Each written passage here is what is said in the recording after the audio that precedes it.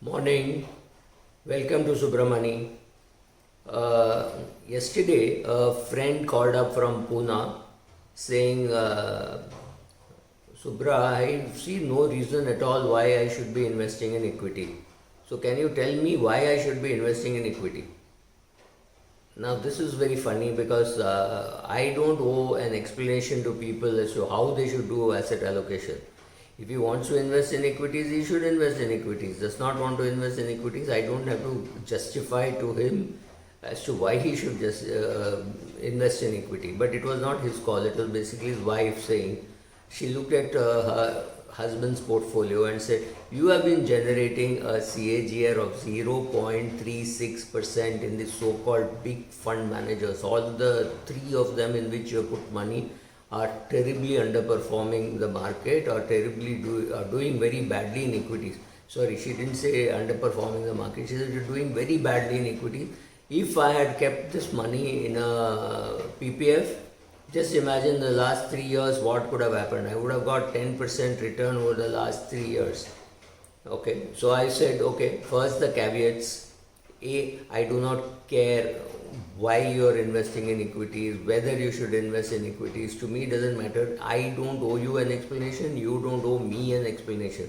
So let's start from there. That's the first caveat. It's not that I'm trying to sell you equities and I have a broking arm, or I'm selling you PMS because I have a PMS arm. I'm not trying to sell you anything. All I have is a book which is displayed here, which is some 700 rupees. You can get it for 500 rupees. That's fine. Beyond that, I really don't have a product to sell to you. So to me personally, it doesn't matter whether you invest in equities or no. However, I said it's of course completely your call, but then it's a question of, as a family, do you wish to increase your net wealth over a long period of time?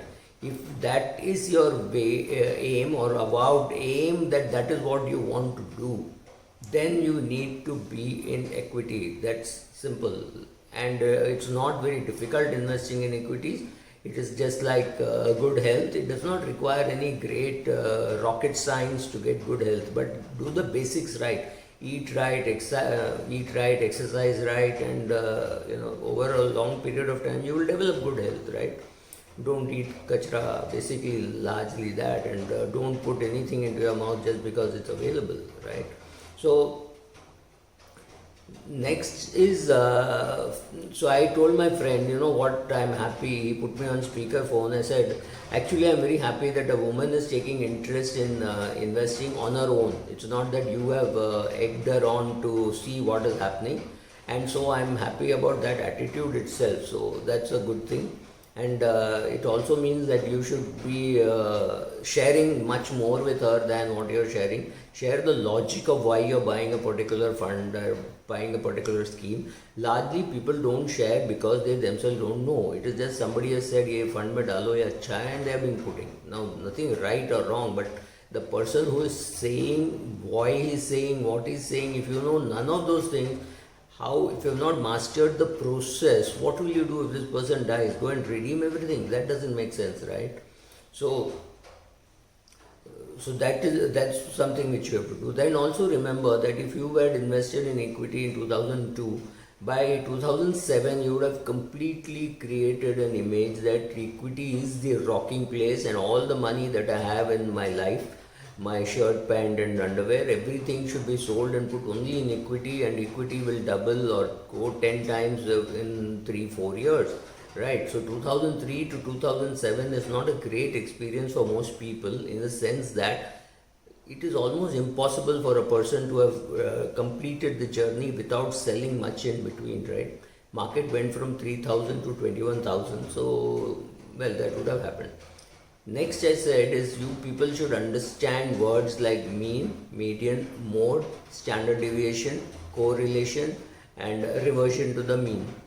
Just understanding average does not make any sense, and since you are all students of statistics, at least at the undergraduate level, I'm sure you will understand. You will have a book which said all this, and maybe you have the book, or you can find all this explanation available online.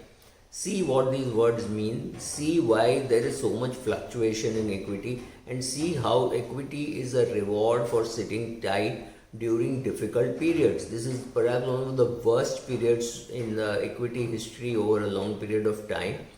It has wiped out the gains of 6-7 years in equity SIPs.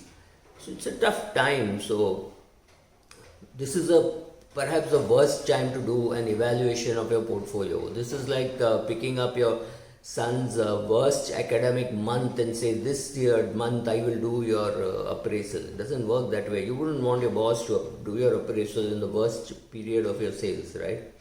So, and the fact that you've been in the market for long and don't try timing the market, because what will happen is you will, if the market crashes, let's say today the market is at this market crashes by 2000 points.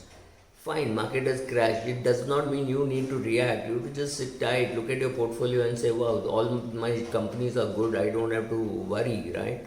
Or you have a lot of profits, so you book some profits, whatever it is. But be active, be proactive, and see what is happening in the market. And I'm not saying you will be able to time the market, but at least you should be able to explain what is in the market, right? So then then the question of husband and wife can be in agreement and saying, okay, we are here to create wealth. So the short-term lack of focus will not impact us, or short-term movement will not impact us, because we are focused on the long term, and so we cannot even see the short-term impediments, right? So if you had missed being in the equity market in 1992, if you had missed the market in maybe early 2000s, or even 2017, 16, 17, 18 was not that bad, that's great. But learn to understand that over long periods of time, there will be a lot of times when it is dull and boring, and sometimes when it gives you a good return. You cannot say, I will only come for the good return. Nobody can tell you in advance whether there is a bull market which has ended, started, bear market is started. The market does not come with a name board saying, okay, this is a bull market or this is a bear market. Equity markets over the next 5-6 years will give you 83% return in 1 year and a minus 6% return in the other year. The question is, are you lucky enough to pick up the fund which gives 83% return this year, and you picked it up only last year? Since it's very difficult, we need to stick around and hope for the average, and when something drastic or dramatic happens, rethink on how your strategy is going to be when you communicate with